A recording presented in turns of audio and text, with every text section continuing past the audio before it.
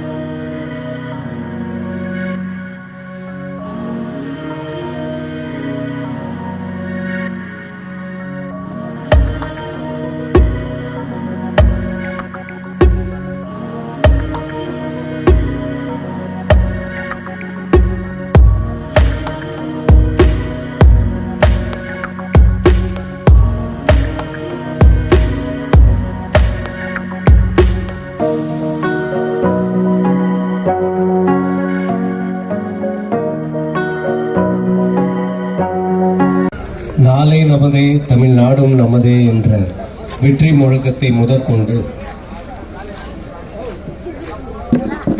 விஸ்வகுரு மதிப்புமிகு உலகத் தலைவர் திரு மோடிஜி அவர்களின் பொற்பாதங்களை வணங்கி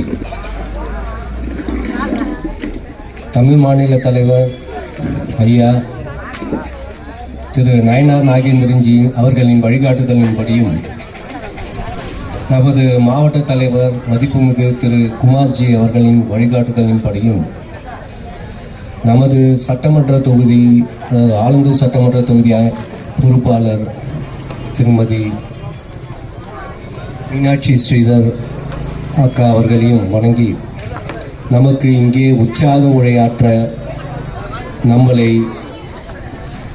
மோட்டிவேட் பண்ண தேர்தலில் சிறப்பாக செயல்பட்டு வெற்றி கனியை நமது தேசிய ஜனநாயக கட்சியின் கூட்டணிக்கு பெற்றுத்தர ஐயா திரு திருப்பதி நாராயணன் ஜி அவர்களையும் வணங்கி மற்றும் தேசிய ஜனநாயக கூட்டணியின் அனைத்து தலைவர்களையும், மேடையில் இருக்கும் தலைவர்களையும், கீழே வீட்டிற்கும் தலைவர்களையும், சக்தி கேந்திர பொறுப்பாளர்களையும், மாவட்ட செயலாளர் திரு ஸ்ரீகண்டன்ஜி அவர்களையும், மண்டல் தலைவர் திரு வடிவேல்ஜி அவர்களையும், மகளிர் அணி நிர்வாகிகளையும், அனைத்து நிர்வாகிகளையும் வணங்கி வாழ்த்தி நன்றியுடன் என்னுடைய உரையை துவங்குகிறேன். அதாவது எந்த ஒரு கட்சிக்காக இருந்தாலும் தேர்தல்னு வந்துட்டா வாக்குறுதி கொடுப்பாங்க. ஆனால் பாரதிய ஜனதா கட்சிக்கு கூட மட்டும்தான் உலகத்திலே ஒரே கட்சி, பெருமைக்குரிய கட்சி, செஞ்ச சாதனையை மக்களிடம் கொண்டு சேர்த்து மீண்டும் வெற்றி பெற, நம்மளை நாடி வந்த கூட்டணி கட்சிகளும் வெற்றி பெற நாம் மிகுந்த வியப்புடன், மக்கள் ஆசியுடன், மக்கள் முகத்தில் வளர்ற சந்தோஷத்துடன் நம்ம தேர்தலை களம் காண்டு கொண்டிருக்கிறோம். இதற்கு முதற்கட்டமாக ஐயா மோடிஜி அவர்களுக்கு நாம் மிகவும் நன்றி கடன் பட்டிருக்கிறோம். மோடி ஐயா அவர்கள் ஒவ்வொரு இந்தியரையும் பெருமைக்குரியவராக ஆக்கி கொண்டிருக்கிறார். அவருடைய சாதனைகள் ஒரு நாளில் பேசி முடித்துவிட முடியாது. ஒரு அடிப்படை தேவையாகட்டும், அதாவது பார்த்தீங்கன்னா அடிப்படை தேவை மக்களுக்கு சுத்தமான சுத்திகரிக்கப்பட்ட குடிநீர், அதை ஜல்ஜீவன் திட்டமாக கொண்டு வந்து இந்த அனைத்து இல்லங்களிலையும் சேர்த்து கொண்டிருக்கிறார். அதுக்கு அடுத்தபடியாக மோடிஜி குஜராத் சீஃப் மினிஸ்டராக இருந்து பிரைம் மினிஸ்டராக வர காலகட்டத்தில் அவர் சின்ன வயசில் பார்த்த தாய்மார்கள் படுற இன்னல்களை பார்த்து, அதாவது பார்த்தீங்கன்னா அப்போல்லாம் வந்து விறகடுப்பு தான் இருக்கும். விறகடுப்பு வந்து அந்த ஊதுகளை வச்சு ஊதும்போது பார்த்தீங்கன்னா 400 பீடி பிடிக்கிறதுக்கு சமமாக இருக்கும். அந்த அளவுக்கு அது ஒரு மிகப்பெரிய ஒரு துயரமான ஒரு விஷயம். இது வந்த உடனே மோடி ஐயா வந்து முதல் தாய்மார்களுக்கு, அன்பு சகோதரிகளுக்கு தரணும்னு சொல்லிட்டு இலவச உஜ்வாலா ஸ்கீம் மூலமா இலவச கேஸ் சிலிண்டர் கொடுத்தார். அடுத்து பாதுகாப்புக்கு வரும். பாதுகாப்புன்னும் போது பார்த்தீங்கன்னா கிராமப்புறங்களில் வந்து பெண்கள் வந்து இயற்கை உபாதைக்கு திறந்த வெளியில தான் அவங்க போய் கடக்க வேண்டிய ஒரு சூழ்நிலை இருந்தது. அதில் வந்து விஷப்பூச்சி தீண்டும், மூடருங்க மறைஞ்சு பார்ப்பாங்க. அவங்களுக்கு மிகப்பெரிய இன்னல், வெளியில் சொல்ல முடியாத சங்கடங்கள் துயரங்கள் இருந்தப்போ மோடி ஐயா 12,500 ரூபாய் கொடுத்து ஒவ்வொரு மகளிரும் இருக்கிற வீட்டுக்கு இலவச கழிப்பிட வசதி செய்து கொடுத்தார். இதனால வந்து பெண்களோட பாதுகாப்பு ரொம்பவுமே போற்றப்பட்டது, பாதுகாக்கப்பட்டது. இந்த மாதிரி தாய்மார்களுக்கான லிஸ்ட் நான் போட்டுக்கிட்டே வரேன், ஒவ்வொன்றா செஞ்சுட்டு வர்றது. அடுத்து மோடிஜிக்கு ஒரு மிகப்பெரிய கணம். ஏன்னா ஆர்எஸ்எஸ் வளர்த்தவர் இல்லையா, ஆர்எஸ்எஸ் நூற்றாண்டுல ஆர்எஸ்எஸோட பெருமையை பேசணும்னா அது ஒரு தனி இது. சங்கத்தோட வளர்ப்பு இல்லையா மோடிஜி, சகோதரிகளாகவும் மகளாகவும் பார்க்குற ஒப்பற்ற தலைவர் மோடிஜி. அவருக்கு ஒரு பெரிய ஆசை, பெண் தொழிலதிபர்களை உருவாக்கணும் அப்படின்ட்டு. அது மூலயமா வந்த திட்டம் தான் முத்ரா திட்டம். இன்னைக்கு முத்ரா திட்டம் மூலயமா நிறைய பெண் தொழிலதிபர்கள் நாட்டில் உருவாகியிருக்காங்க. ஸோ இந்த மாதிரி பெண்களை பற்றி பேசிட்டே வர ஒவ்வொன்றும் ஒவ்வொரு வகையில் அவர் வந்து சிறப்பு செஞ்சுட்டே வர்றாரு. அடுத்து ஒவ்வொரு குடிமகன்களுக்கும் பார்த்தீங்கன்னா அதாவது நம்ம நாட்டோட இராணுவ வீரர்கள் பயணம் பண்ணாங்க அந்த ட்ரெயினில். அதை பார்த்து அவரோட தேசபக்தியை தன்னோட 13 வயசுலேருந்தே வளர்த்தவர். அடுத்து அவர் விவேகானந்தர் பாறையில் 13 மணி நேரம் உட்காந்து தவம் பண்ணதாகட்டும், இந்த மாதிரி சொல்லிக்கிட்டே போகலாம் அவருடைய பற்றி. இன்னைக்கு வந்து அவர் வந்து நம்மளுக்கு ஒரு விஸ்வகுரு மட்டும் இல்லை, ஒரு உலக தலைவர் மட்டும் இல்லை, ஒரு உன்னதமான இந்தியாவே, சுதந்திர இந்தியாவே காணாத ஒரு ஒப்பற்ற உயர்ந்த தலைவர் மட்டும் இல்லை மோடிஜி. ஒரு மிகப்பெரிய ஆன்மீகவாதி, மிகப்பெரிய சித்தர். அவர் ஒரு அவதார புருஷன்னே சொல்லலாம். இல்லாட்டினா நல்லா பாருங்க, நான் ஒரு ஆரம்ப காலகட்டத்தில் அவர் எப்படி தன்னுடைய இதுவை படிப்படியாக அவரோட ப்ரொஃபைலை மெருகேற்றிக்கிட்டாருன்னு சொன்னேன். அதுக்கு அடுத்தபடியாக பார்த்தீங்கன்னா மோடிஜியோட வாழ்க்கையை 2ஆக பிரிக்கலாம். அதாவது அவர் பிரதமராக இருக்கும்போதே சொல்கிறேன், ஒன்று வந்து கொரோனாவுக்கு முன்பு, இன்னொன்று கொரோனாவுக்கு பின்பு. கொரோனாவுக்கு முன்பு அப்படின்ட்டு பார்த்தீங்கன்னா மோடிஜி செஞ்ச விஷயங்கள், பெருமைகள் எல்லாருக்கும் ஓரளவு தெரியும். ஆனால் அவர் எப்போ பரிமாணம் பண்ணுறாரு, விஸ்வகுருவா உலக தலைவராக எப்போ பரிமாணம் பண்ணுறாருன்னு பார்த்தீங்கன்னா, நம்ம இந்தியாவே நிம்மதியாக இருக்கக்கூடாதுன்னு நினைக்கிற ஒரு பாகிஸ்தானும், தீவிரவாதிகளை உற்பத்தி பண்ணி நம்ம இந்தியாவுக்கு தொல்லை கொடுக்கணும்னு நினைக்கிற ஒரு ஆப்கானிஸ்தானும், இந்துக்களுக்கே பாதுகாப்பு இல்லாத ஒரு பங்களாதேஷும், இந்த மாதிரி நம்ம இந்தியா நிம்மதியாக இருக்கக்கூடாதுன்ற நாடுகள் கூட கொரோனா டைமில் பாதிக்கப்படும் போது அவங்களுக்கு இலவச கோதுமை கொடுத்தார். பொருளாதார ரீதியாக மேக்சிமம் உதவிகளை செஞ்சார். அது மட்டும் இல்லை, ஃப்ரீ வேக்சின் கொடுத்தார். இது இங்கேயோ இந்த இடத்தோட நிற்கலை. அமெரிக்கா பக்கத்தில் பார்த்தீங்கன்னா பப்பாக்கி குனியான்ட்டு ஒரு சின்ன தீவு. அது அந்த தீவு மெயின் அவங்களோட பொருளாதாரமே வந்து பார்த்தீங்கன்னா டூரிசம் தான்.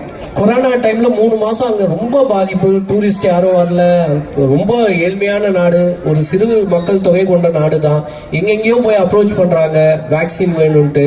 அவங்களுக்கு ஒரு கையிருப்பு, ஒரு 3 மாதம் மக்களை பாதுகாக்கிறதுக்கான உணவு குடோன் அது மட்டும்தான் இருந்தது.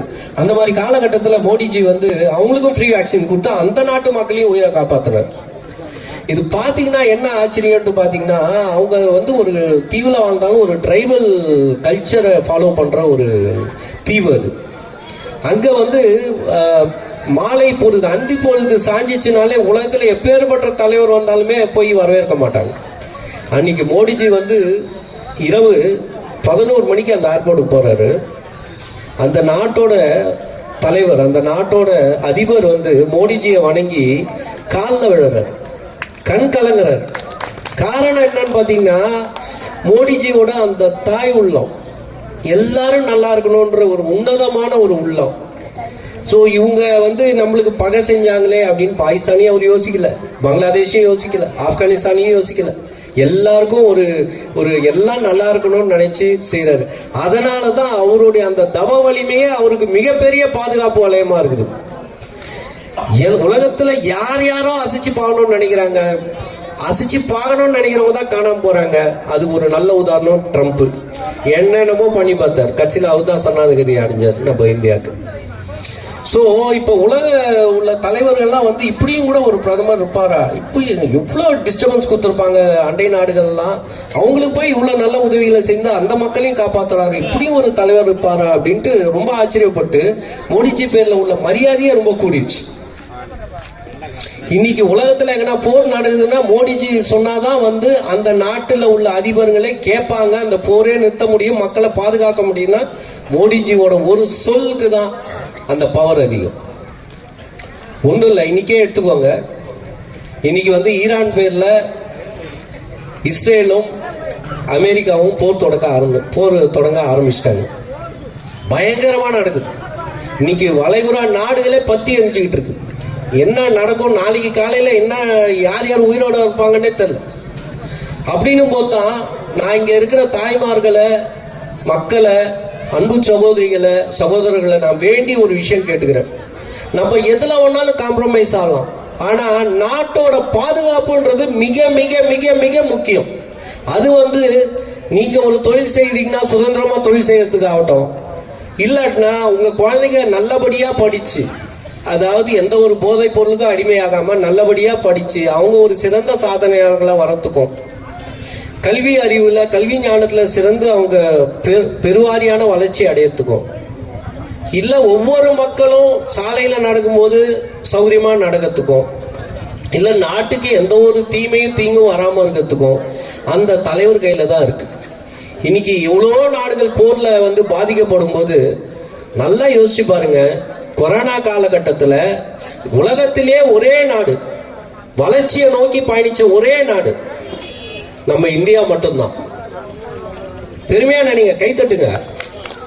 இன்னைக்கு ஒவ்வொருத்தவங்களோட வாழ்க்கை தரம் உயர்றதுக்கும், ஒவ்வொருத்தவங்க வியாபாரத்தில் அடுத்த லெவலில் போகிறதுக்கும், கொரோனாவில் யாருமே பாதிக்காமல் இருக்கிறதுக்கும் மோடிஜியோட ஸ்ட்ராட்டஜிஸ் தான் காரணம். சமீபத்தில் மோடிஜி வந்து இஸ்ரேல் போயிட்டு வந்தார். இஸ்ரேல் போயிட்டு வந்ததும் எல்லாருக்குமே சாதாரண ஒரு விஷயமா தெரியும்.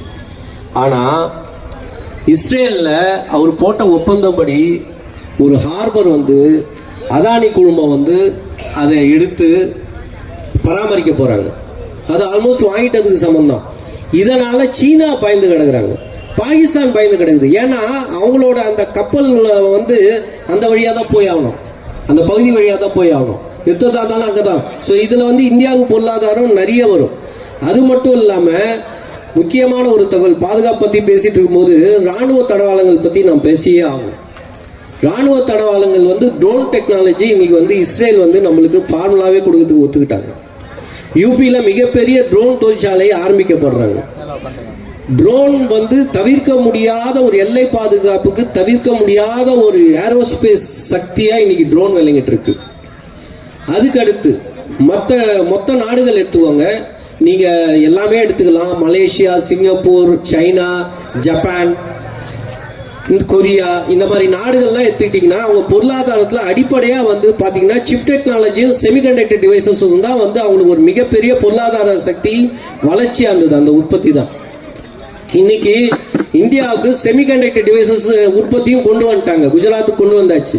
மோடிஜி ஐயாவோட இலக்கு 10 லட்சம் செமிகண்டக்டர் டிவைசஸ் ஒரு நாள் உற்பத்தி. அடுத்து ஆர்டிஃபிஷியல்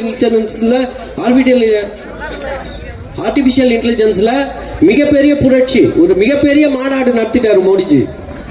எல்லாரும் உலகமே இது என்ன ஒரு டெக்னாலஜி வந்தாலும் முதல்ல வந்து மோடிஜி ஐயா வந்து அதை இந்தியாவில் அமல்படுத்தி அதை வந்து உலகமே வைக்கிற மாதிரி பல சாதனைகளை படைத்து வர்றார். அடுத்து மோடிஜி மோடிஜி ஐயா அவர்கள் தமிழ்நாட்டுக்கு செஞ்ச சாதனைகளில் முக்கியமானது விவசாயம். விவசாயிகளுக்கு வந்து பார்த்தீங்கன்னா 6000 ரூபாய் கொடுத்துக்கிட்டு இருக்கார் வருஷத்துக்கு. விவசாயிங்க வந்து பேசும்போது ஒரு வேதனையான ஒரு செயலை பதிவு பண்ணுறேன். விவசாயியை பொறுத்தவரை விவசாயிகள் இன்னைக்கு விவசாயம் பண்ணுறது கம்மியாயிட்டே வருது. விவசாய பூமியெல்லாம் பிளாட் போட்டுக்கிட்டு இருக்காங்க. இன்னைக்கு விவசாயத்துக்கு கூலி ஆள் கிடைக்கிறது சிரமமாக இருக்குது. இந்த மாதிரி ஒரு இக்கட்டான காலகட்ட சூழ்நிலையில் மோடிஜி ஐயா 6000 ரூபாய் கொடுக்குறாரு. 6000 ரூபாய் என்ன பெரிய பணமா நீங்கள் யோசிக்கலாம். ஆனால் அது வந்து என்னைக்குமே வந்து ஒரு தாய் 1 ரூபாய் கொடுத்தா 1 லட்சம் ரூபாய் சம்பாதிக்கிற குழந்தை கூட தாய் ஆசி கொடுத்து 1 ரூபாய் வாங்கினா அது ஒரு பெருமையாக நினைக்கும். அந்த மாதிரி விவசாயிகளுக்கு 6000 கொடுக்குறாரு மோடிஜி. அதை வந்து அவங்க வந்து ஒரு மிகப்பெரிய உந்துதலாக வச்சு விவசாயத்தில் எவ்வளோ சோதனை சூழ்நிலை வந்தாலும் அதை வந்து சிரமப்படாம மேற்கொண்டு அவங்க நடத்திட்டு இருக்காங்க. அதே மாதிரி கிராப் இன்சூரன்ஸ் அதை பற்றியும் சொல்லிட்டு போகலாம். இது மத்திய அரசு கொடுத்துட்டு இருக்கு. அதே மாதிரி சீனியர் சிட்டிசன் 70 வயசுக்கு மேலே உள்ளவங்களுக்கு இன்சூரன்ஸ் 5 லட்சம் வரைக்கும் அவங்களோட ஹெல்த் இன்சூரன்ஸ் வந்து அவங்க அவைல் பண்ணிக்கலாம். அதே மாதிரி வருமான வரம்புக்கு உட்பட்டவர்களுக்கு 5 லட்சம் ரூபாய் வரைக்கும் மோடி ஐயா ஹெல்த் இன்சூரன்ஸ் தராரு. இதுவும் தமிழ்நாட்டில் நடந்துட்டு இருக்கு. அதே மாதிரி பிரதம மந்திரியோட வீடு கட்டும் திட்டம், இலவச வீடு வழங்கும் திட்டம், அதுவும் தமிழ்நாட்டில் நடந்துட்டு இருக்கு. இந்த மாதிரி நம்ம சொல்லிக்கிட்டே போகலாம். பெருந்தலைவர்லாம் வந்திருக்கிறாங்க. நான் என் உரையை சுருக்கமாக முடிக்கணும்னு நினைக்கிறேன். அவங்கெல்லாம் இன்னும் விலாவரியாக விவரமாக சொல்லுவாங்க. ஸோ மக்கள் எல்லாம் இதை நல்லா புரிஞ்சுக்கிட்டு டிஎம்கே என்னென்ன சொன்னாங்க, நம்ம எதை நம்பணும், அதில் எதெல்லாம் நடந்தது எதெல்லாம் நடக்கலை, அதை பற்றி ஒரு தெளிவான விவரம் வேணும். சரிங்களா? நான் ஜாஸ்தி எதுவும் சொல்லலை. நீங்கள் டிவி வந்து தந்தீங்கன்னா போதும், இடைநிலை ஆசிரியர்கள் வந்து ஒரு பக்கம் போராட்டம் பண்ணுறாங்க, துப்புரவு பணியாளர்கள் ஒரு பக்கம் போராட்டம் பண்ணுறாங்க. துப்புரவு பணியாளர்களை பற்றி சொல்லும்போது கொரோனா பீரியடில் அவங்கெல்லாம் துப்புரவு பணியாளர்கள்லாம் வந்து கொரோனா முடிஞ்ச உடனே உலகமே போற்ற ஒப்பற்ற தலைவன் அவங்க பாதத்துக்கு பூஜை பண்ணி அவங்களோட சேவையை பாராட்டி மகிழ்ந்தார். எப்பேற்பட்ட தலைவன் பாருங்க. இந்த மாதிரி ஒவ்வொன்றும் சொல்லிக்கிட்டே போகலாம். நேரத்தோட அருமை கருதி எனக்கு வாய்ப்பளித்த அனைத்து நல்ல உள்ளங்களுக்கும் நன்றி கூறி விடைபெறுகிறேன். நன்றி, வணக்கம். அதனால என்ன பண்றாங்க, 100ன்றது 200 ஆக்கிறது. பாருங்க, பசங்க சாப்பிட்ற சாப்பாட்டில் எவ்வளவு பெரிய ஒரு கேவலமான ஒரு லஞ்ச ஊழல் செஞ்சிருக்குது இந்த திராவிட மாடல்.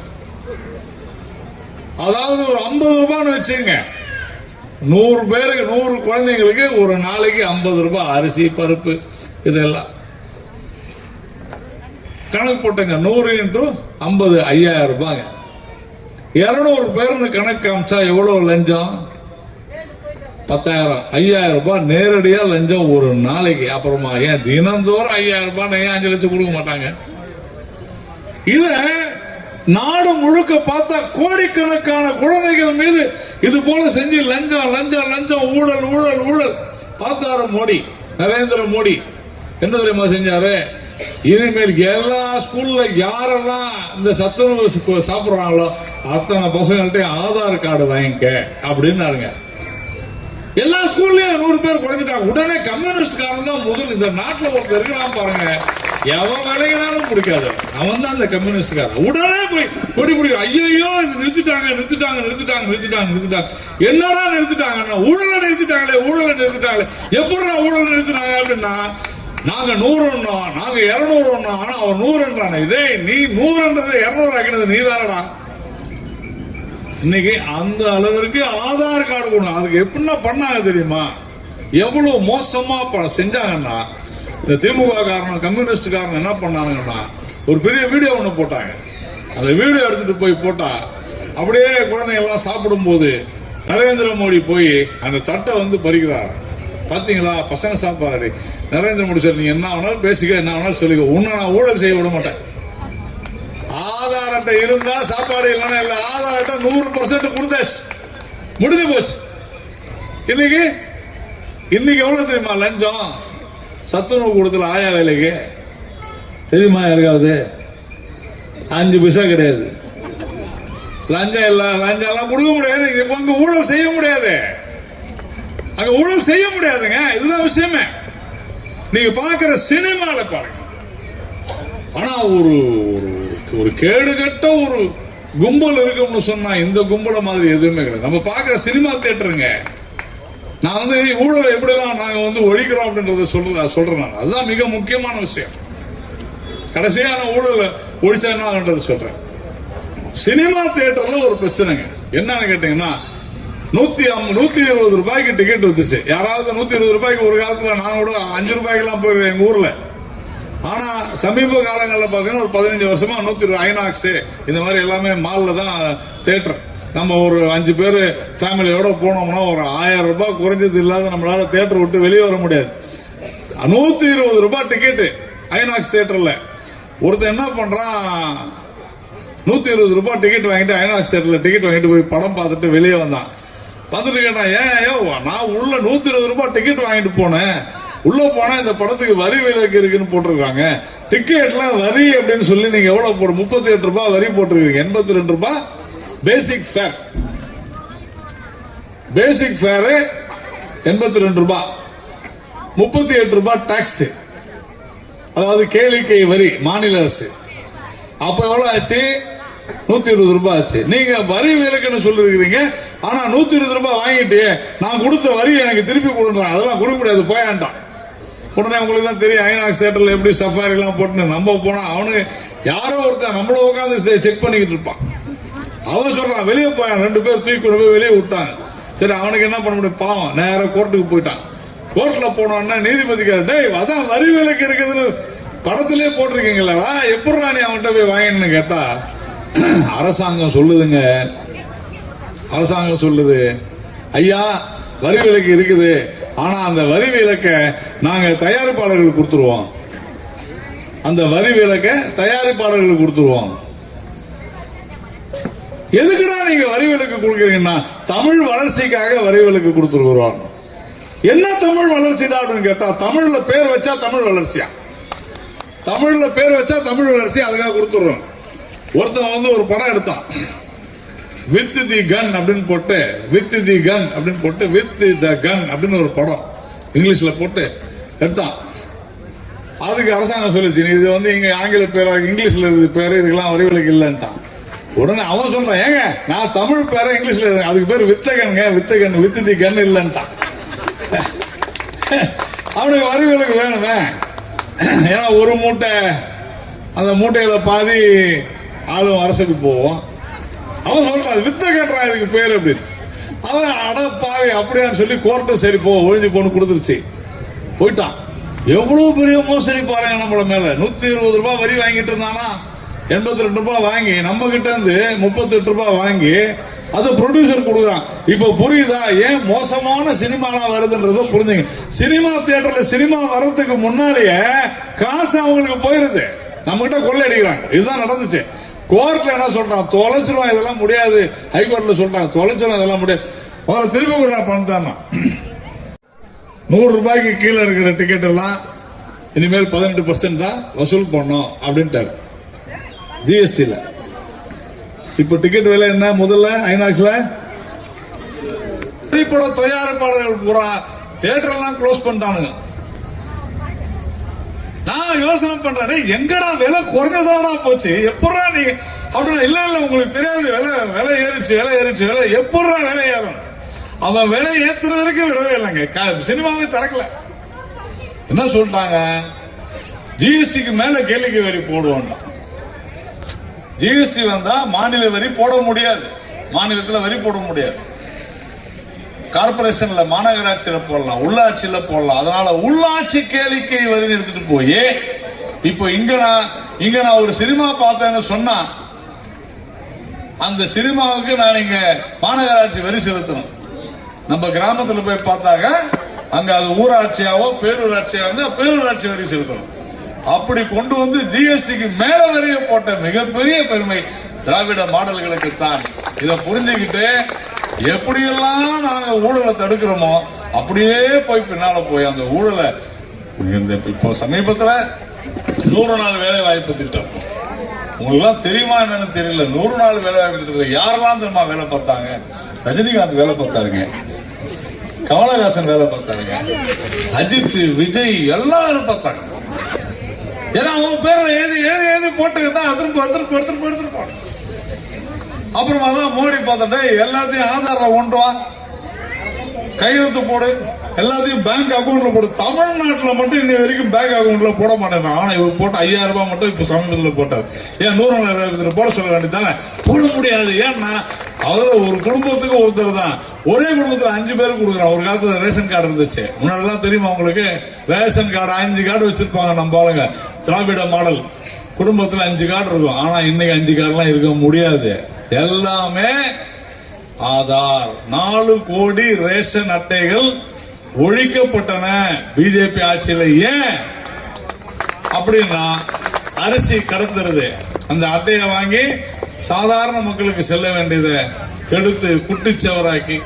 இன்னைக்கு ஒரு பேசும்போது நம்ம மணிமாறன் பேசும்போது சொன்னார் கேஸ் பத்தி. இந்த நாட்டில் பிஜேபி ஆட்சி வந்த பொழுது 11 கோடி குடும்பங்கள், அதாவது 44 கோடி மக்களுக்குத்தான் கேஸ் மூலம் சமையல் செஞ்சு போய்கிட்டு இருந்துச்சு. ஆனா இன்னைக்கு கிட்டத்தட்ட 30 கோடி மக்களுக்கு கேஸ் மூலமா இன்னைக்கு உணவு போய்கிட்டு இருக்குது. 120 கோடி மக்களுக்கு போய்கிட்டு இருக்குன்றது ஞாபகம் வச்சுங்க. யான் கண்ட இன்பம் வையகம் காண்க அப்படின்னா அந்த மாதிரி இன்னைக்கு இந்த அளவிற்கு நாம ஊழலை ஒழித்துக் கொண்டிருக்கிற ஒரு கட்சியில் இருக்கிறோம். ஆனால் இங்கே தாமோ அன்பரசன் போன்ற ஒரு சில அநாகரிகமற்ற பொறுப்பற்ற மனிதர்களுக்கு இங்கே நாம் வாக்களித்துக் கொண்டு அவர்களை அமைச்சராக்கியும் அழகு பார்த்து கொண்டிருக்கிறோம். நீங்க நான் வரும்போது பாக்குறேங்க, பூரா வட இந்தியர்கள் தான் இருக்கிறாங்க. ஆனா ராம அன்பரசன் சொல்றாரு, வட இந்தியர்லாம் கஞ்சா வைக்கிறான். எங்க கஞ்சா வைக்கிறான் வட இந்தியர்? விக்ரம பூரா திமுக காரன்னு பேப்பர்ல போடுறான். நான் சொல்ல, ராம அன்பரசன் திமுக காரர் தான், அவர் தான் சொல்றாரு. நான் சொல்ல, அதையும் நான் சொல்ல, இதையும் நான் சொல்ல. அப்போ கஞ்சா சப்ளை பண்றதுல இருந்து, மதுவில் இருந்து இந்த நாட்டை கெடுத்து குட்டிச்சவரை யோசனை பண்ணி பாருங்க. நாமெல்லாம் நல்லா இருக்கிறோம், அடுத்த தலைமுறை நம்ம பசங்க, நம்ம பேர பசங்க என்ன ஆவாங்கன்றது சிந்தனை செய்து இந்த முறை நீங்கள் தயவு செய்து தேசிய ஜனநாயக கூட்டணி வேட்பாளருக்கு, அது பிஜேபியோ அதிமுகவோ புரட்சி பாரதமோ எப்பேற்பட்ட எந்த கட்சியாக இருந்தாலும், எல்லாத்துக்கும் மேல இன்னொன்னு சொல்லணும்னா டிஆர் பாலுமுத்தர் இருக்கிறார். நான் சொல்லிட்டு இருந்ததெல்லாம் யார் காரணம் நினைக்கிறீங்க? அவர் தான். இந்த தமிழ்நாட்டில் சாராயம் ஆலையை அதிகமாக வச்சிருந்தது அவர் தான். விட மாட்டேன்றாங்க, நான் கொடுக்கறதாண்டா நீ குடிக்கணும்ன்றாங்க.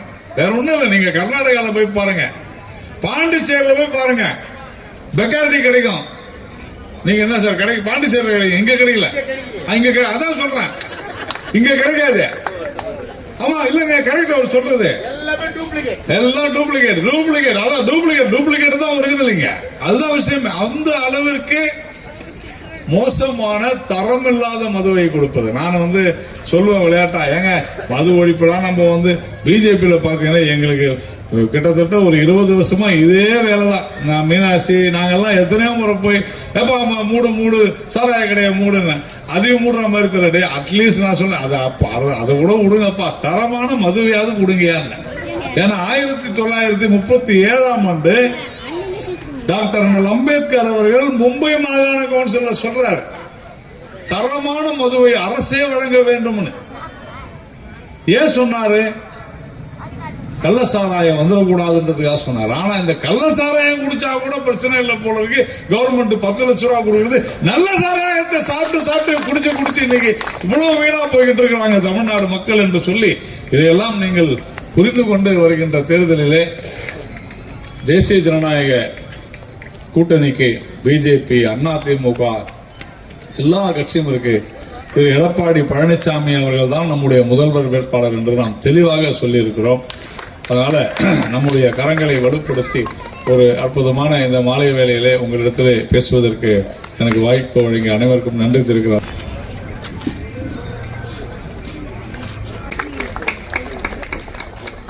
பெண்கள் தான். ஏன்னா இந்தியாவினுடைய 30 விழுக்காட்டிற்கும் மேல் இந்தியாவில் இருக்கிற தங்கத்தை எல்லாம் எடுத்து வச்சு பார்த்தோம்னா அதுல 30% எங்க இருக்குதுன்னா தமிழ்நாட்டில் தான் இருக்குது. தமிழ்நாட்டு பெண்கள்கிட்ட தான் இருக்குது. சேமிப்பு என்றது ஒரு வழக்கம். நான் உண்மையை சொல்றேன், 30% இந்தியாவில் இருக்கக்கூடிய கோல்டு, தங்கம் இல்லாத பெண்களே. அதனால தான் தங்கம்னு சொல்றாங்க. என்ன தங்கம் அப்படின்னு யாரை சொல்றாங்கன்னா பெண்களை ஏன் சொல்றாங்கன்னா, கோல்டுக்கு தங்கத்துக்கு அவ்வளவு மதிப்பு.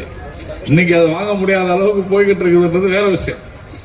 ஏன் சொல்றேன் அப்படின்னா, அந்த அளவிற்கு இதுல மிக முக்கியமான விஷயமே என்னன்னு கேட்டீங்கன்னா, இந்த கொலை கொள்ளை சம்பவங்களை காவல்துறை என்ன சொல்றாங்க, ஒரு முறையும் கொலை எல்லாம் நடக்கும்போது உடனே நம்ம முதலமைச்சர் மு.க. ஸ்டாலின் சொல்வார், நாங்கள் உடனடியாக கொலை குற்றவாளியை கண்டுபிடித்து விட்டோம். அண்ணா பல்கலைக்கழகத்தில் ஞானசேகரன் அப்படின்ற ஒரு ஆளை வந்து இப்போ பிடிக்கிறாங்க. என்னன்னு கேட்டால் திமுக காரன் அந்த ஒரு மாணவியை பாலியல் பலாத்காரம் செய்த கொடுமை. அதே மாதிரி கோயம்புத்தூர் இது மாதிரி தொடர்ந்து நடந்து கொண்டிருக்கிறது. நீங்க பிரச்சனை ஒரு கொலையோ அல்லது ஒரு திருட்டோ ஒரு கொள்ளையோ நடந்த பிறகு கண்டுபிடிப்பது பெரிய விஷயம் இல்லை, நடக்காமல் தடுப்பதுதான் காவல்துறையினுடைய மிக முக்கிய கடமை. அதுதான் மிக முக்கியமானது. நடக்காமல் தடுக்கணும், அதுக்குதான் காவல்துறை. நானும் நீங்களும் நினைச்சாங்க யாரையாவது கைது பண்ண முடியுமா, நானும் நீங்களும் நினைச்சா யாருக்காவது அபராதம் போட முடியுமா, நானும் நீங்களும் நினைச்சா போலீஸ் ஸ்டேஷன்ல கூட்டு போய் நாம வந்து அடிக்க முடியுமா? முடியாது. ஆனால் இந்த நாட்டில் காவல்துறைக்கு அவ்வளவு அதிகாரங்களை எதற்காக கொடுத்திருக்கிறார்கள் சொன்னா குற்றங்கள் நடக்காமல் தடுப்பதற்காகத்தான் அந்த அதிகாரம் கொடுக்கப்பட்டிருக்கிறது. அப்போ ஸ்டாலின் என்ன சொல்றாருன்னா, நாங்க தான் கண்டுபிடிச்சிட்டோம். ஐயா, நீ கண்டுபிடிச்சது பெரிய விஷயமே இல்லை, தப்பு செஞ்சவன் என்னைக்கு மாட்டோம், அது வேற விஷயம். தப்பே நடக்காத பாதுகாக்க வேண்டிய மு.க. ஸ்டாலின் அவர்கள் திராவிட மாடல் மிக மோசமான அளவில் இன்னைக்கு நடந்து கொண்டிருக்கிறது. லஞ்சம், ஊழல், இதை தவிர வேற திராவிட மாடல் என்று சொன்னால் அதற்கு பெயர் ஊழல் மாடல், வேற எதுவுமே கிடையாது.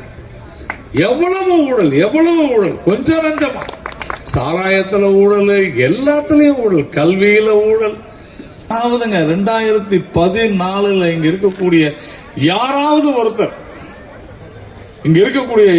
ஒருத்தர் சொல்லுங்க, 2014 ஏப்ரல் மாதத்துக்கு முன்னால சிந்தனை செய்து பார்த்திருப்பீர்களா? நான் போய் ஒரு டீ கடையில் போய் டீ குடிச்சா கூட 15 ரூபாய்க்கு டீ குடிச்சிட்டு கூகுள் பே செய்ய முடியுது.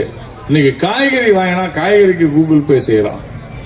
2 ரூபாய்க்கு கூட கூகுள் பே அனுப்ப முடியுது. கையில காசே இருக்க வேண்டிய அவசியம் இல்லை. அதனாலதான் சங்கிலியை பறிக்கிறாங்க. யாருமே காசை எடுத்துட்டு போறது இல்லைடா, திருடே நடக்கிறது இல்லைன்றான். என்னடா காரணம்னா இந்த மோடியோட பெரும் தொல்லையா போச்சுறான்றான்.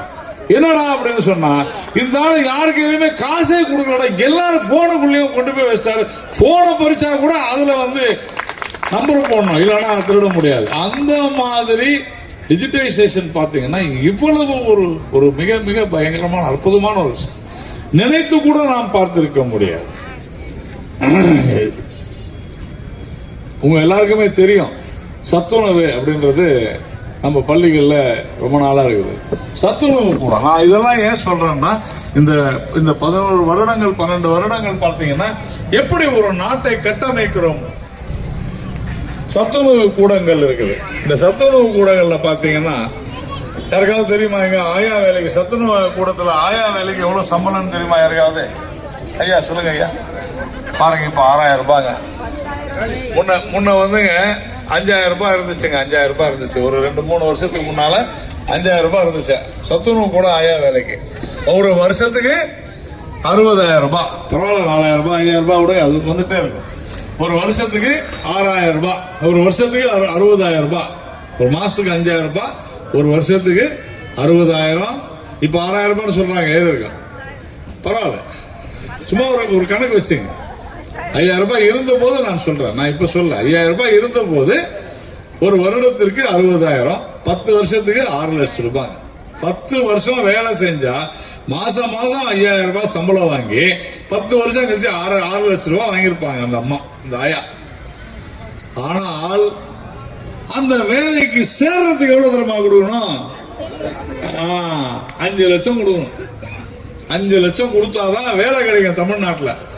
அப்ப நான் யோசனை பண்ணேன், என்னடா மாசம் 5000 ரூபாய் வர ஒரு வேலைக்கு 10 வருஷம் கழிச்சு வரக்கூடிய ஒரு 5 லட்சம் ரூபாய் வேலைக்கு சேர்றதுக்கு முன்னாலே 5 லட்சம் கொடுக்குறாங்க. அப்பதான் கண்டுபிடிச்சாங்க. என்னடான்னு கேட்டா, ஒவ்வொரு ஸ்கூல்லையும் அதாவது சத்துணவு கூடத்துலையும் 100 பசங்க சாப்பிட்றாங்கன்னா 200 பசங்க சாப்பிட்றதா கணக்கு எழுதுறாங்க. அந்த பட்டியலும் கொடுத்துருவாங்க, ஒரு லிஸ்ட் கொடுத்துருவாங்க. இந்த 100 பேர் 200 பேரை ஆக்கி, இதுல என்ன சார் உங்களுக்கு என்னங்க பிரச்சனைன்னா, இந்த அரிசி பருப்பு இதுக்கெல்லாம் காசு கொடுக்கறது மத்திய அரசாங்கம். அதனால என்ன பண்றாங்க, 100ன்றது 200 ஆக்கிறது. பாருங்க, பசங்க சாப்பிடுற சாப்பாட்டுல எவ்வளவு பெரிய ஒரு கேவலமான ஒரு லஞ்ச ஊழல் செஞ்சிருக்குது இந்த திராவிட மாடல். அதாவது ஒரு 50 ரூபான்னு வச்சுங்க, 100 பேருக்கு 100 குழந்தைங்களுக்கு ஒரு நாளைக்கு 50 ரூபாய் அரிசி பருப்பு இதெல்லாம் கணக்கு போட்டுங்க. 100 × 50 5000 ரூபாங்க. 200 பேர்னு கணக்கு காமிச்சா எவ்வளவு லஞ்சம்? 10,000. 5000 ரூபாய் நேரடியா லஞ்சம் ஒரு நாளைக்கு. அப்புறமா ஏன் தினந்தோறும் 5000 ரூபாய் ஏன் 5 லட்சம் கொடுக்க மாட்டாங்க? இத நாடு முழுக்க பார்த்தா கோடிக்கணக்கான குழந்தைகள் மீது இது போல செஞ்சு லஞ்சம் லஞ்சம் லஞ்சம் ஊழல் ஊழல் ஊழல். பார்த்தாரு மோடி, நரேந்திர மோடி என்ன தெரியுமா செஞ்சாரு? இனிமேல் எல்லா ஸ்கூல்ல யாரெல்லாம் இந்த சத்துணவு சாப்பிடுறாங்களோ அத்தனை பசங்கள்ட்ட ஆதார் கார்டு வாங்கிக்க அப்படின்னாருங்க. எல்லா ஸ்கூல்லயும் 100 பேர் குறைஞ்சிட்டாங்க. உடனே கம்யூனிஸ்ட் காரன் தான் முதல் இந்த நாட்டில் ஒருத்தர் இருக்கலாம் பாருங்க, எவன் விளையினாலும் பிடிக்காது, அவன் தான் அந்த கம்யூனிஸ்ட் காரன். உடனே போய் கொடி பிடிக்கும். ஐயோ இது நிறுத்திட்டாங்க நிறுத்திட்டாங்க நிறுத்திட்டாங்க நிறுத்திட்டாங்க நிறுத்திட்டாங்க. என்னடா நிறுத்திட்டாங்கன்னா ஊழலை நிறுத்திட்டாங்களே ஊழலை நிறுத்திட்டாங்களே. எப்படா ஊழலை நிறுத்தினாங்க அப்படின்னா, நாங்க 100 நாங்க 200 ஆனா அவன் 100 இதே நீ 100 200 ஆக்கினது நீ தானடா. இன்னைக்கு அந்த அளவிற்கு ஆதார் கார்டு கொடுக்கணும். அதுக்கு எப்படின்னா பண்ணாங்க தெரியுமா? எவ்வளவு மோசமா செஞ்சாங்கன்னா, இந்த திமுக காரணம் கம்யூனிஸ்ட் காரணம் என்ன பண்ணாங்கன்னா, ஒரு பெரிய வீடியோ ஒன்று போட்டாங்க. அந்த வீடியோ எடுத்துட்டு போய் போட்டா அப்படியே குழந்தைங்க எல்லாம் சாப்பிடும் போது நரேந்திர மோடி போய் அந்த தட்டை வந்து பறிக்கிறார். பாத்தீங்களா, பசங்க சாப்பாடு. நரேந்திர மோடி சார், நீ என்ன வேணாலும் பேசிக்க, என்ன வேணாலும் சொல்லிக்க, உன்னை நான் ஊழல் செய்ய விட மாட்டேன். ஆதார் அட்டை இருந்தா சாப்பாடு, இல்லைன்னா இல்ல. ஆதார் அட்டை 100% கொடுத்தாச்சு, முடிஞ்சு போச்சு. இன்னைக்கு எவ்வளவு தெரியுமா லஞ்சம்? சத்துணவு கூடத்துல ஆயா வேலைக்கு தெரியுமா யாருக்காவது? 5 பைசா கிடையாது. லஞ்சம் இல்ல, லஞ்சம் எல்லாம் கொடுக்க முடியாது. இங்க ஊழல் செய்ய முடியாது, அங்க ஊழல் செய்ய முடியாதுங்க. இதுதான் விஷயமே. நீங்க பாக்குற சினிமால பாருங்க. ஆனா ஒரு கேடுகட்ட ஒரு கும்பல் இருக்கும்னு சொன்னா இந்த கும்பல மாதிரி எதுவுமே கிடையாது. நம்ம பாக்குற சினிமா தியேட்டருங்க. நான் வந்து ஊழலை எப்படிலாம் நாங்க வந்து ஒழிக்கிறோம் அப்படின்றத சொல்றேன். அதுதான் மிக முக்கியமான விஷயம். கடைசியா நான் ஊழலை ஒழிச்சா என்னன்றது சொல்றேன். சினிமா தியேட்டர்ல ஒரு பிரச்சனைங்க. என்னன்னு கேட்டீங்கன்னா, 120 ரூபாய்க்கு டிக்கெட் வந்துச்சு. யாராவது 120 ரூபாய்க்கு ஒரு காலத்துல நான் கூட 5 ரூபாய்க்கெல்லாம் போயிருவேன் எங்க ஊர்ல. ஆனா சமீப காலங்களில் பார்த்தீங்கன்னா ஒரு 15 வருஷமா 120 ஐநாக்ஸ் இந்த மாதிரி எல்லாமே மால்ல தான் தியேட்டர். நம்ம ஒரு 5 பேர் ஃபேமிலியோட போனோம்னா ஒரு 1000 ரூபாய் குறைஞ்சது இல்லாத நம்மளால தியேட்டர் விட்டு வெளியே வர முடியாது. 120 ரூபாய் டிக்கெட்டு ஐநாக்ஸ் தியேட்டர்ல. ஒருத்தர் என்ன பண்றான், 120 ரூபாய் டிக்கெட் வாங்கிட்டு ஐநாக்ஸ் தியேட்டர்ல டிக்கெட் வாங்கிட்டு போய் படம் பார்த்துட்டு வெளியே வந்தான். பார்த்துட்டு கேட்டான், ஏன் நான் உள்ள 120 ரூபாய் டிக்கெட் வாங்கிட்டு போனேன், உள்ள போனா இந்த படத்துக்கு வரி விலக்கு இருக்குன்னு போட்டிருக்காங்க, டிக்கெட்லாம் வரி அப்படின்னு சொல்லி நீங்க எவ்வளவு போடு 38 ரூபாய் வரி போட்டிருக்கீங்க, 82 ரூபாய் பேசிக் ஃபேர். பேசிக் ஃபேர் 82 ரூபாய், 38 ரூபாய் டாக்ஸ், அதாவது கேளிக்கை வரி மாநில அரசு. அப்ப எவ்வளவு ஆச்சு? 120 ரூபாய் ஆச்சு. நீங்க வரி விலக்குன்னு சொல்லிருக்கீங்க, ஆனா 120 ரூபாய் வாங்கிட்டு நான் கொடுத்த வரி எனக்கு திருப்பி கொடுக்குறேன், அதெல்லாம் கொடுக்க முடியாது போயாண்டான். உடனே உங்களுக்கு தான் தெரியும் ஐநாக்ஸ் தியேட்டர்ல எப்படி சஃபாரி எல்லாம் போட்டு நம்ம போனா அவனுக்கு யாரோ ஒருத்தன் நம்மள உட்காந்து செக் பண்ணிக்கிட்டு இருப்பான்.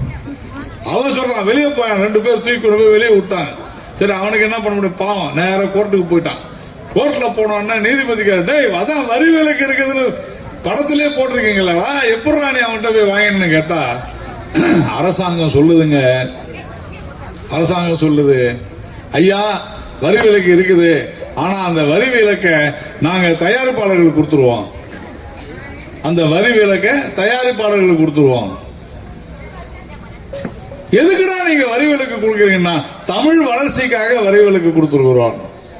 என்ன தமிழ் வளர்ச்சிடா அப்படின்னு கேட்டா, தமிழ்ல பேர் வச்சா தமிழ் வளர்ச்சியா, தமிழ்ல பேர் வச்சா தமிழ் வளர்ச்சி, அதுக்காக கொடுத்துடுறோம். ஒருத்தன் வந்து ஒரு படம் எடுத்தான், வித் தி கன் அப்படின்னு போட்டு, வித் தி கன் அப்படின்னு போட்டு, வித் த கன் அப்படின்னு ஒரு படம் இங்கிலீஷ்ல போட்டு எடுத்தான். அதுக்கு அரசாங்கம் சொல்லிச்சு, இது வந்து இங்க ஆங்கில பேரா இங்கிலீஷ்ல இருக்கு பேரு, இதுக்கெல்லாம் வரி விலக்கு இல்லைன்ட்டான். உடனே அவன் சொல்றான், ஏங்க நான் தமிழ் பேரை இங்கிலீஷ்ல அதுக்கு பேர் வித்தகன்ங்க, வித்தகன் வித் தி கன் இல்லைன்ட்டான். அவனுக்கு வரிகளுக்கு வேணுமே. ஏன்னா ஒரு மூட்டை, அந்த மூட்டையில பாதி ஆளும் அரசுக்கு போவோம். அவன் சொல்றான் வித்த கட்டுறான் இதுக்கு பேர் அப்படின்னு. அவன் அடப்பாவி அப்படியான்னு சொல்லி கோர்ட்டு சரி போ ஒழிஞ்சு போன்னு கொடுத்துருச்சு, போயிட்டான். எவ்வளவு பெரிய மோசடி பாருங்க நம்மள மேல. 120 ரூபாய் வரி வாங்கிட்டு இருந்தானா 82 ரூபாய் வாங்கி நம்ம கிட்ட இருந்து 38 ரூபாய் வாங்கி அது ப்ரொடியூசர் கொடுக்குறான். இப்ப புரியுதா ஏன் மோசமான சினிமாலாம் வருதுன்றதும் புரிஞ்சுங்க. சினிமா தியேட்டர்ல சினிமா வர்றதுக்கு முன்னாலேயே காசு அவங்களுக்கு போயிருது, நம்ம கிட்ட கொள்ளையடிக்கிறாங்க. இதுதான் நடந்துச்சு. கோர்ட்ல என்ன சொல்றான், தொலைச்சிரும் இதெல்லாம் முடியாது. ஹைகோர்ட்ல சொல்றாங்க தொலைச்சிரும் இதெல்லாம் முடியாது, அவரை திருப்பி கொடுறா பணம். 100 ரூபாய்க்கு கீழே இருக்கிற டிக்கெட் எல்லாம் இனிமேல் 18% தான் வசூல் பண்ணோம் அப்படின்ட்டாரு ஜிஎஸ்டில. இப்ப டிக்கெட் விலை என்ன? முதல்ல ஐநாக்ஸ்ல திரைப்பட தயாரிப்பாளர்கள் பூரா தியேட்டர் எல்லாம் க்ளோஸ் பண்ணிட்டானுங்க. நான் யோசனை பண்றேன், எங்கடா விலை குறைஞ்சதானா போச்சு, எப்படா நீங்க அப்படின்னா இல்ல இல்ல உங்களுக்கு தெரியாது, விலை ஏறிச்சு எப்படா விலை ஏறும். தாமோ அன்பரசன் திமுக காரர் தான், அவர் தான் சொல்றாரு, நான் சொல்ல. அதையும் நான் சொல்ல, இதையும் நான் சொல்ல. அப்போ கஞ்சா சப்ளை பண்றதுல இருந்து, மதுவில் இருந்து இந்த நாட்டை கெடுத்து குட்டிச்சவரை யோசனை பண்ணி பாருங்க. நாமெல்லாம் நல்லா இருக்கிறோம், அடுத்த தலைமுறை நம்ம பசங்க நம்ம பேர பசங்க என்ன ஆவாங்கன்றது சிந்தனை செய்து இந்த முறை நீங்கள் தயவு செய்து தேசிய ஜனநாயக கூட்டணி வேட்பாளருக்கு, அது பிஜேபியோ அதிமுகவோ புரட்சி பாரதமோ எப்பேற்பட்ட எந்த கட்சியாக இருந்தாலும், எல்லாத்துக்கும் மேல இன்னொன்னு சொல்லணும்னா டிஆர் பாலுமுத்தர் இருக்கிறார். நான் சொல்லிட்டு இருந்ததெல்லாம் யார் காரணம் நினைக்கிறீங்க? அவர் தான். இந்த தமிழ்நாட்டில் சாராயம் ஆலையை அதிகமா வச்சிருந்தா அவர் தான். விட மாட்டேன்றாங்க, நான் கொடுக்கறதாண்டா நீ குடிக்கணும்ன்றாங்க. வேற ஒண்ணும் இல்லை, நீங்க கர்நாடகாவில் போய் பாருங்க, பாண்டிச்சேரியில் போய் பாருங்க, பெக்கார்டி கிடைக்கும். நீங்க என்ன சார் கிடைக்கும்? பாண்டிச்சேரியில் கிடைக்கும், இங்க கிடைக்கல. அங்க அதான் சொல்றேன், இங்க கிடைக்காது. ஆமா இல்லங்க, கரெக்ட் அவர் சொல்றது, எல்லாம் டூப்ளிகேட். அதான் டூப்ளிகேட் தான் இருக்குது இல்லைங்க, அதுதான் விஷயம். அந்த அளவிற்கு மோசமான தரம் இல்லாத மதுவை கொடுப்பது. நான் சொல்லுவேன் விளையாட்டா, ஏங்க மது ஒழிப்புலாம் நம்ம பிஜேபியில பாத்தீங்கன்னா எங்களுக்கு கிட்டத்தட்ட ஒரு 20 வருஷமா இதே வேலை தான். நான் மீனாட்சி நாங்கெல்லாம் எத்தனையோ முறை போய் எப்பா மூடு சாராய கடையை மூடுங்க, அதையும் மூடுற மாதிரி தெரியல. அட்லீஸ்ட் நான் சொன்னேன் அதை கூட விடுங்கப்பா, தரமான மதுவையாவது கொடுங்கயான்னு. ஏன்னா 1937ஆம் ஆண்டு டாக்டர் அம்பேத்கர் அவர்கள் மும்பை மாகாண கவுன்சில சொல்றார், தரமான மதுவை அரசே வழங்க வேண்டும்னு. ஏன் சொன்னாரு? கள்ளசாராயம் வந்துடக்கூடாதுன்றதுக்காக சொன்னார். ஆனா இந்த கள்ளசாராயம் குடிச்சா கூட பிரச்சனை இல்லை போல இருக்கு, கவர்மெண்ட் 10 லட்சம் ரூபாய் கொடுக்குறது. நல்ல சாராயத்தை சாப்பிட்டு குடிச்சு இன்னைக்கு இவ்வளவு வீணா போய்கிட்டு இருக்கிறாங்க தமிழ்நாடு மக்கள் என்று சொல்லி, இதையெல்லாம் நீங்கள் புரிந்து கொண்டு வருகின்ற தேர்தலிலே தேசிய ஜனநாயக கூட்டணிக்கு பிஜேபி, அதிமுக எல்லா கட்சியும் இருக்கு. திரு எடப்பாடி பழனிசாமி அவர்கள் தான் நம்முடைய முதல்வர் வேட்பாளர் என்று நாம் தெளிவாக சொல்லி இருக்கிறோம். அதனால நம்முடைய கரங்களை வலுப்படுத்தி ஒரு அற்புதமான இந்த மாலை வேளையிலே உங்களிடத்திலே பேசுவதற்கு எனக்கு வாய்ப்பு வழங்கிய அனைவருக்கும் நன்றி தெரிவிக்கிற அதே வேளையில நான் ஒரு அவசர வேலை பணி நிமித்தமாக வெளியே செல்கின்றேன். தயவு செஞ்சு நீங்க அனைவரும் இங்கே அமர்ந்து, மீனாட்சி உட்பட பலர் பேச இருக்கிறார்கள், அவங்க பேசுறதையும் கேட்டுட்டு போங்க. அதனால நான் சென்று விட்டேன்றதுனால யாரும் தயவு செஞ்சு எழுந்திருக்க வேண்டாம். நான் கிளம்புறேன், நீங்க கூட யாரும் ஒருத்தரை தவிர யாரும் வர வேண்டாம். கூட்டத்தை நடத்துங்க. சரி, வணக்கம்.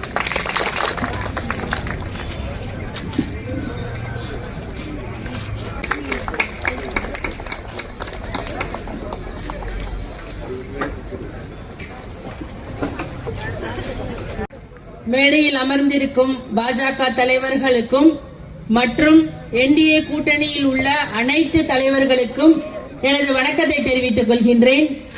இங்கு கீழே அமர்ந்திருக்கும் அனைத்து மக்களுக்கும் எனது வணக்கத்தை தெரிவித்துக் கொள்கின்றேன்.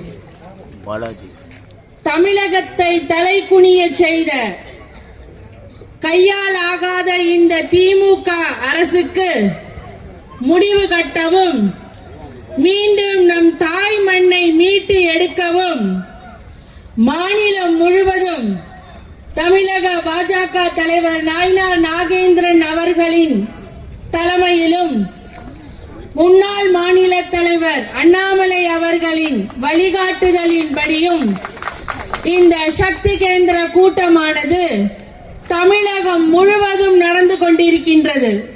இந்த கூட்டமானது 17ஆம் தேதி அன்று தொடங்கப்பட்டு இன்று 28ஆம் தேதி அன்றுடன் முடிவடைகின்றது. இந்த கூட்டத்தை தமிழகம் எங்கும் இருக்கும் பாஜக நிர்வாகிகள் மிகவும் சிறப்பாக நடத்தி கொண்டிருக்கின்றார்கள்.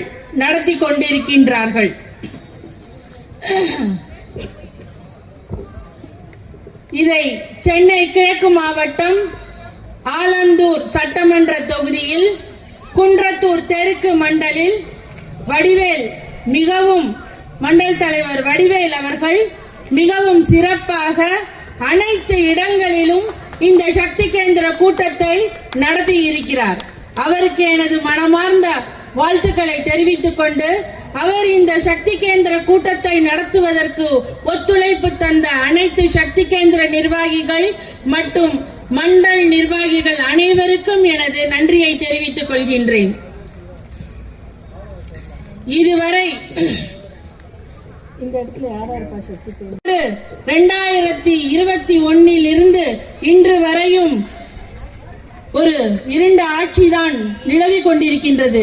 ஆனால் இவர்கள் சொல்லுவது என்னவென்றால் நாங்கள் விடியல் ஆட்சி அப்படின்னு சொல்றாங்க. இது விடியல் ஆட்சியா? இல்லவே இல்லை. இது விடியாத ஆட்சி, இது ஊழல் ஆட்சி. இந்த ஊழல் ஆட்சியினால் பல தலைவர்கள் இங்கு ஊழல் செய்து மாட்டிக்கொண்டிருக்கின்றார்கள். அதை நாம் அனைவரும் டிவியில பேப்பர்ல எல்லாம் பார்க்கிறோம். அப்படிப்பட்ட ஆட்சி தான் இங்கு நிகழ்ந்து கொண்டிருக்கின்றது. இந்த ஆட்சியை நாம் வீட்டுக்கு விரட்ட வேண்டும் என்று உங்கள் அனைவரிடமும் இந்த தேர்தலை நாம் அதற்காக பயன்படுத்திக் கொள்ள வேண்டும் என்றும் உங்களிடம் கேட்டுக்கொள்கின்றேன். மற்றும் நமது பாரத பிரதமர் நரேந்திர மோடி அவர்கள் 2014ஆம் ஆண்டு ஆட்சிக்கு வந்த பிறகு இந்தியா விவசாயம் மற்றும் விவசாயிகளின் நலன், வேளாண் உற்பத்தி, கால்நடை வளர்ப்பு, மீன் உற்பத்தி, நீர்வள மேலாண்மை ஆகியவற்றில் உலகே வியக்கும் அளவிற்கு முன்னேற்ற வளர்ச்சி பாதையை கொண்டுள்ளார். வளர்ச்சி பாதையில் நம்மை ஆழ்த்தியுள்ளார். நரேந்திர மோடிஜி அவர்கள் பாஜக ஆட்சியில் நாட்டில் உட்கட்டமைப்பு வசதிகள் 10 மடங்கு அதிகரித்து இருக்கிறது. மின்சாரம் மற்றும் புதுப்பிக்கத்தக்க எரிசக்தி, வர்த்தகம் மற்றும் தொழில்துறை, நிலக்கரி உற்பத்தி, பெட்ரோலியம் மற்றும் இயற்கை எரிவாயு உற்பத்தி, உரங்கள், ரசாயனம், சாலை மற்றும் தேசிய நெடுஞ்சாலைகள், கப்பல் மற்றும் விமான போக்குவரத்து, ரயில்வே துறைகளில் வரலாறு காணாத வளர்ச்சி அடைந்துள்ளதை நாம் கண்கூடாக பார்க்கின்றோம். அதேபோல் பள்ளி, கல்வி, உயர்கல்வி, தொழிற்கல்வி, திறன் மேம்பாடு மற்றும் தொழில் முனைவோர் பயிற்சி, மருத்துவம், விஞ்ஞானம் மற்றும் ஆராய்ச்சி, வானளவி ஆராய்ச்சி, ஊரக வளர்ச்சி, கிராமப்புற மேம்பாடு, சமூக நலம், இளைஞர் நலம் மற்றும் விளையாட்டு சுற்றுலா ஆகிய அனைத்து துறைகளிலும் மகத்தான முன்னேற்றத்தை நமது பாரத பிரதமர் நரேந்திர மோடிஜி அவர்களால் நாம் இங்கு பெற்றிருக்கின்றோம். கடந்த 12 ஆண்டுகளில் இந்தியா அனைத்து தேவைகளிலும் தன்னிறைவு பெற்று ஒரு வளர்ந்த நாடாக உலகில் 4வது பெரிய பொருளாதாரமாக வளர்ந்துள்ளது என்பதை நாம் எல்லாரும் தெரிந்து கொள்ள வேண்டும். 20 ஆண்டுகளுக்கு முன்பு வரை கனவிலும் நடக்காத என நினைத்தவை கூறியவையெல்லாம் இன்று மோடி பாஜக நல்லாட்சியில் நனவாகிவிட்டது.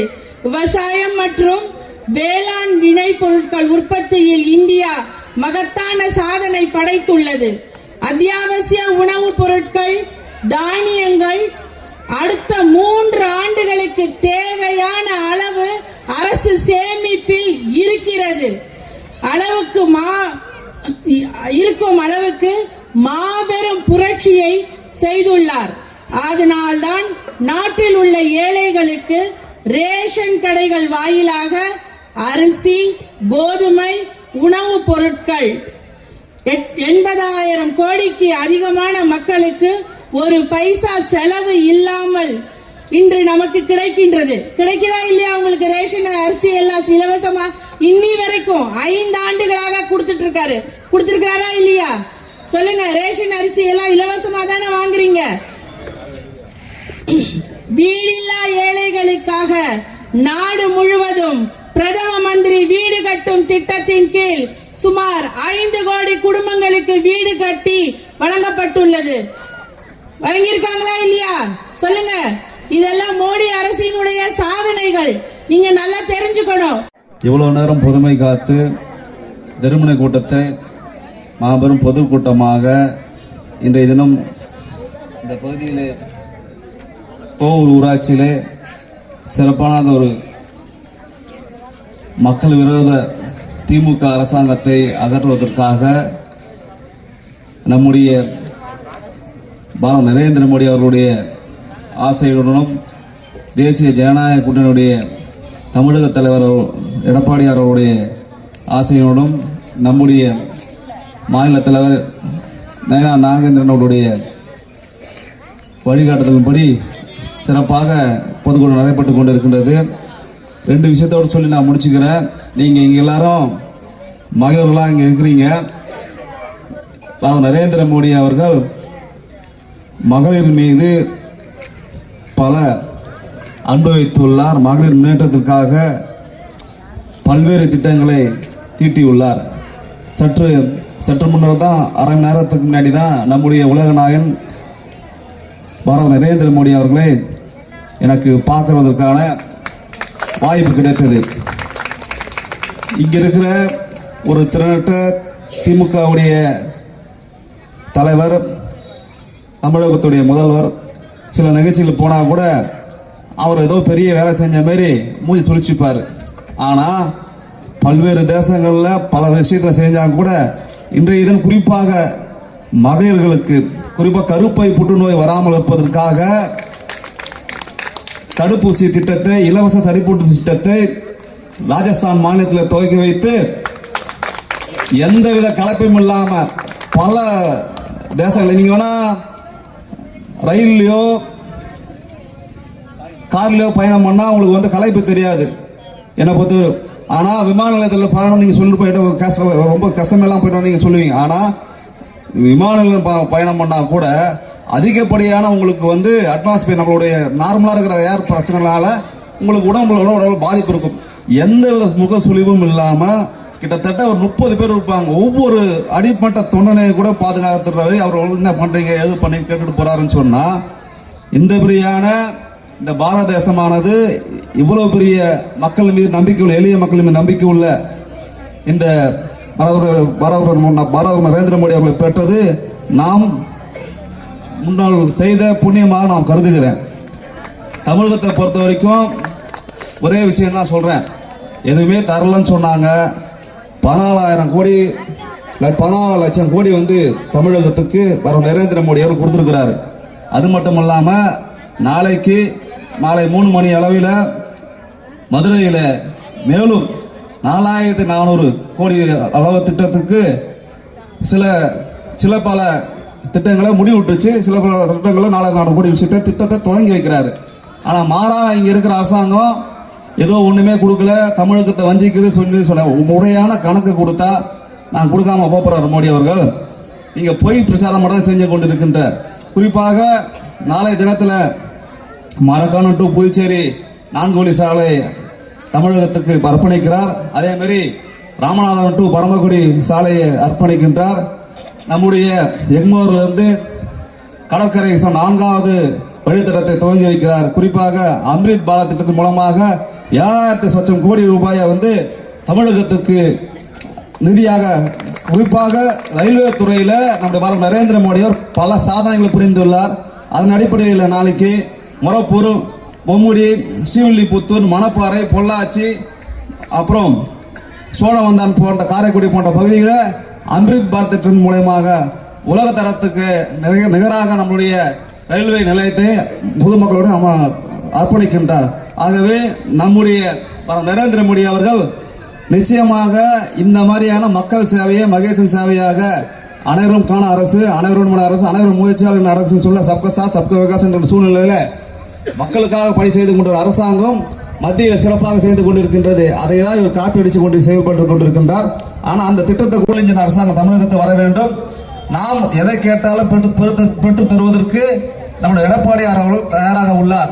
அதை தருவதற்கு தமிழகத்தின் நலனை கருத்தில் கொண்டு தமிழக முதல்வர் கேட்டுக்கொண்டால், குறிப்பாக நம்முடைய எடப்பாடியார் கேட்டுக்கொண்டால், தமிழகத்தின் மீது பல நன்மையும் பல விஷயத்தையும் செய்து கொண்டிருக்கின்ற நல்லாட்சி நரேந்திர மோடி அவர்கள் நிச்சயமாக செய்து கொடுப்பார்.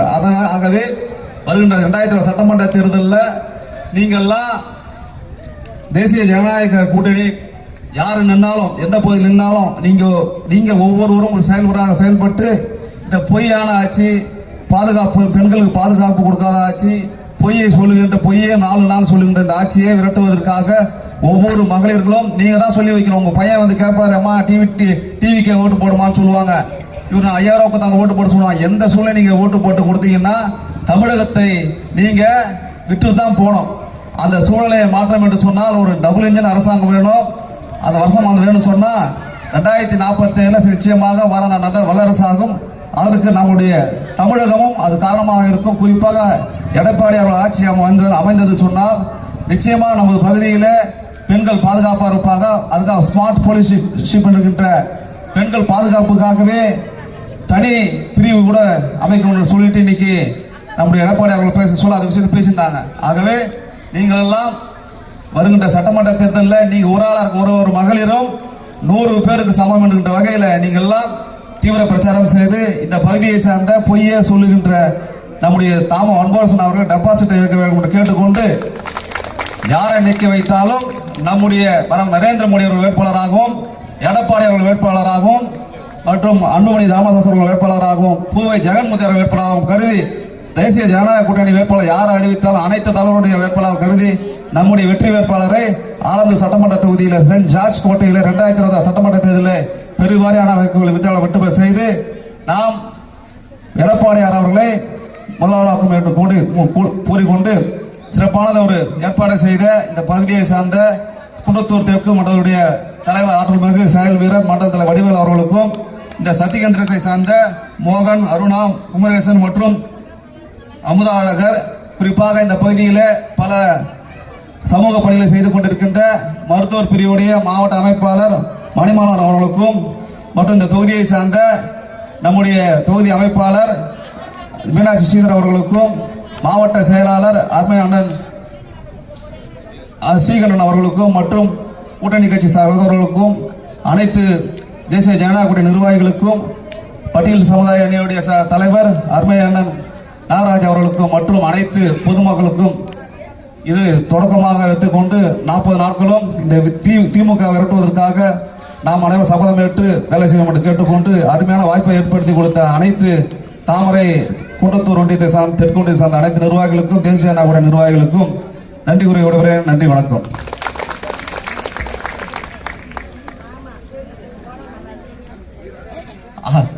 ஆற்றல் மிகு நம்முடைய இளைஞர் மற்றும் திறன் மேம்பாட்டு பிரிவுடைய மாவட்ட தலைவர் சேர்மன் துறை அவர்களுக்கும் மற்றும் அனைத்து நிர்வாகிகளுக்கும் வணக்கத்தை தெரிவித்துக் கொண்டு விடைபெறுகிறேன். நன்றி, வணக்கம்.